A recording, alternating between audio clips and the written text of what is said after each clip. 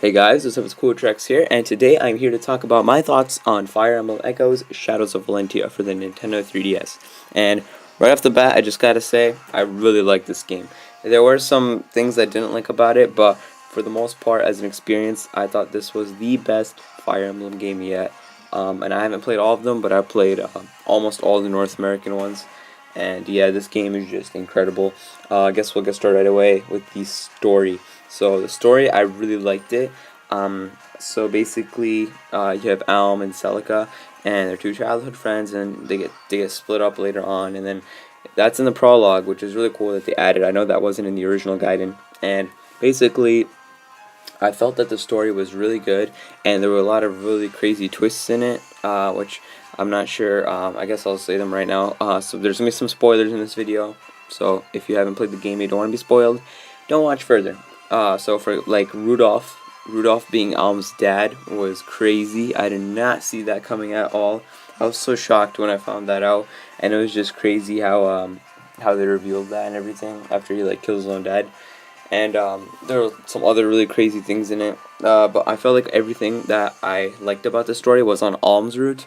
Celica's route, I felt the story was a bit lacking. Besides, I guess, it's just Celica's route overall. I really didn't like it as much as Alm's route. I felt like Celica's route had the better characters, in terms of gameplay and story as well. But Alm's route, I felt like it had overall the better like story characters and stuff. So, yeah, I don't know if that makes any sense, but I guess Alm's route, this is I guess in Alm's route the characters they're more connected to Alm, but in Celica's route they're more not really as connected to Celica except for like May and Bowie, and that's one thing I felt about this game. There were a lot of missed opportunities in terms of character development. So, like for example, Jenny starts out with Celica, Bowie, and May, but she doesn't have any supports with them. In fact, she has no supports at all except for Sonia, who's a character that you have a chance to get besides Dean, and it really makes me sad that they didn't give her support with anyone else. Like, she grow up with Celica, Bowie, and May in that church place? I don't understand why they didn't give her supports with them, because I really liked her as a character, as like in gameplay, but besides that one Sonya support, which reveals a lot about her, I feel like there were a lot of missed opportunities in terms of character development. Another example would be Faye. Faye was a new addition in this game. She wasn't in the original guidance, but man, Faye, all she talks about is and she gets rejected by and it's just really sad. I really liked her character design, and I felt like the villagers in Alm's route could have been developed much better. I know that Gray and Tobin have with each other. I forgot who Cliff. I think Cliff has a Tobin, but I felt like all the villagers, including with too, they should have all had supports with each other, because they grew up together. They're childhood friends. So like, why not? I just don't get it. I really don't understand why not all of them have supports with each other. And Faye, I felt like Faye could have been much better as a character, because all she talks about is and it's just sad, because I was actually looking forward to seeing how her character would be like. I really liked her at the beginning of the game. But yeah, I guess not. But yeah, there are 5 acts in the game, and it's not like chapters like the other Fire Emblem games. The acts have a bunch of chapters in them, and there's 2 routes, like I said, Alm and Celica's route, so they're separated, and there's characters on each route that are different, and there's, what's it called? There's a prologue, and the prologue was really, really cool. The villager, because they give more insight on the characters. Let's talk about the cutscenes. The cutscenes, the animation was really different from Awakening and Fates, because the cutscenes were more like robotic, I guess. Not like robots, but like they were more like like choppy, right? Not that they were bad. I really liked them. I felt like people would crap on them too much, but yeah, the cutscenes are very choppy, and they're very different from the other games. If I had to say, I felt like the Awakening cutscenes were the best. But yeah, let's see, the characters. I talked about the characters, and I really liked the characters in the game. Berkut was an awesome villain. His theme, whenever he came in, and his voice acting was superb. I really liked May. Her voice acting was amazing, and that's one thing this game got amazing. All the voice actors are incredible, and the game's fully dubbed. Every single line when the characters level up, when the character is having support conversations. They're all voiced, and it makes the game just feel much more alive. Like in Awakening, whenever characters are talking, something bad is happening, you'll just hear Crom say "what" or something. Like, this just made the game feel a lot more alive, and I really, really liked the voice acting. That was definitely a 10 out of 10 plus in my book. Yeah, let's say the characters, the voice acting really made them feel alive. May, her voice acting was really good. She's like this energetic girl, and it really just, they nailed it really well. May and Berkut really have my favorite voices in the game. Let's see, the dungeon crawling, which you saw a little bit in the beginning of this video on the screen. The dungeon crawling was a very unique aspect, because the only game in the series that has dungeon crawling is Gaiden, which this is a remake of, I'm pretty sure, and it's new to the Fire Emblem series if you count, and this is like a 3D dungeon crawling, and yeah, there's like random encounters and stuff, which make this game feel a lot more RPG-like, which, I really like the dungeon crawling, and whenever you wanted to upgrade a character's class, it's not like the other Fire Emblem games where you just, you just go ahead and give them the item or whatever. In this game, you actually have to get to the Temple of Milla and upgrade them, which made your character feel like you're going on an adventure every time you want to level up, get a class or character. So change the class of a character. So it's really awesome. And the soundtrack. Oh my god, the soundtrack. Like, I forgot I was playing on a 3DS sometimes. The music is just amazing. Definitely the best of the series. Like, each track is a hit after hit after hit. Milla's Divine Protection, I think. That, Berkut's theme, March to the Deliverance, the Battle Map 3. Oh my jeez, like, there's just so much good music. Like, literally every track is amazing, and just wow, it's just really, really good. And it's just like takes this 3DS's full capabilities of speakers, and it's just incredible. It's a beautiful soundtrack, definitely a 10 out of 10. And the combat, they got rid of the weapon triangle in this game, and it's a lot more complex damage formulas, and it's a lot more simple for newcomer. So yeah, you don't have to play Awakening first, like all the other people want you to believe. You can easily get this game and enjoy it. If you've never played a Fire Emblem game, it's definitely a lot better. Now, one thing I did not like about this game. Let's talk about the cons, because I already talked about the pros. Maps. Now, some of the maps can be very easy, which I mean, it was to be expected. But the thing is, some of them can be really hard too. So it's really just annoying, because sometimes you have a really easy map, and then bam, there'll be this really hard map, and then you're forced to grind, which really I do not like. I don't like how they force you to grind, and it adds more hours, but I just didn't like that. Let's see.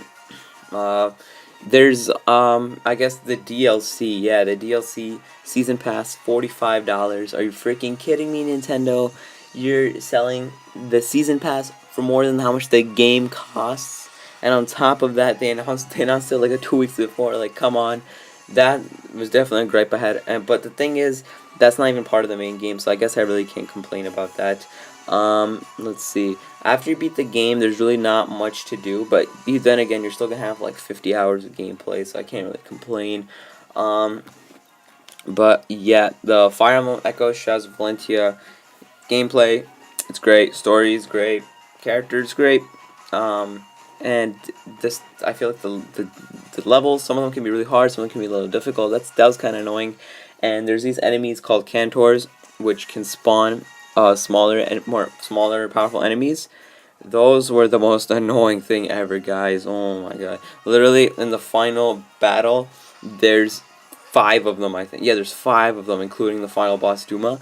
Holy crap! That was so annoying. It took me, I think, like 3 hours just to beat the final mission. But yeah, I feel like Cantors, I really hope they don't bring them back, because it just ruins it. Because not just the Cantors themselves, but there's a boss, his name's Jeddah, and he's one of the main villains on Celica's route and in the game in general. Basically, you can only hit him on every 4th turn you hit him with. Oh my god, it took me forever, and he's so powerful too. So that's something that I really didn't like. But in terms of the routes, I really gotta say though that Alm's route, in my opinion, was better in terms of like story, because it really showed Alm progress as a character, not like Final Fates, where it's just Corn going like, "Oh, I can't kill. This is bad," for like 25 chapters. This game really, this game actually had good development of characters, I feel. But yeah, this game's definitely my favorite on the 3DS for Fire Emblem series. By far better than Awakening, and definitely better than Fates. Not that I hate Fates, I just think that Fates had a lot of missed opportunities, and it wasn't as good. But Awakening was still pretty good, but yeah, this game's definitely better than both those games. What else is there to talk about the game? Yeah, I guess the grinding is gonna... The grinding is something new to this game, because besides like Birthright, there really isn't grinding in Fire Emblem, to be honest, from what I've played of the series. You know, it's just like, this is kind of annoying, but yeah.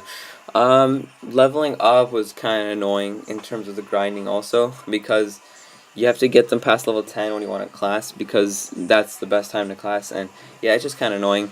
There was no avatar in this game, which I really did like. Some people don't like that, but I love that there's no avatar, because the avatar, in Awakening, the avatar is pretty good, because he actually had some plot relevance.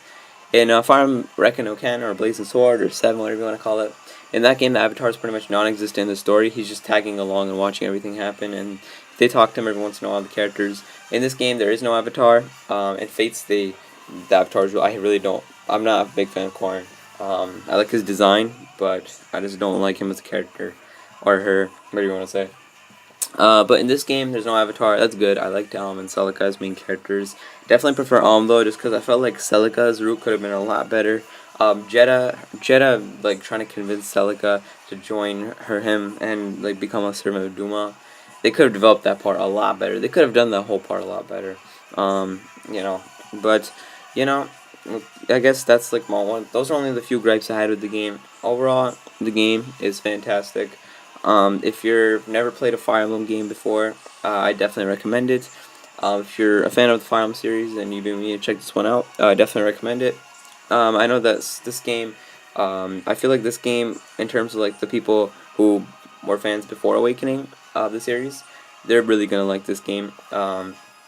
And even if you're past Awakening, you might not like how there's not a lot of supports, because there's a lot less supports. Not every character can support with each other, and it reminds me a lot of the Game Boy Advance games in that regard. And you have to actually, like, and the supports are a lot more well developed because of that. You know, they're not just the same thing over and over. They actually have a lot of development of characters like Valbar and Leon, Kamui, who else? Tobin, Gray, Claire.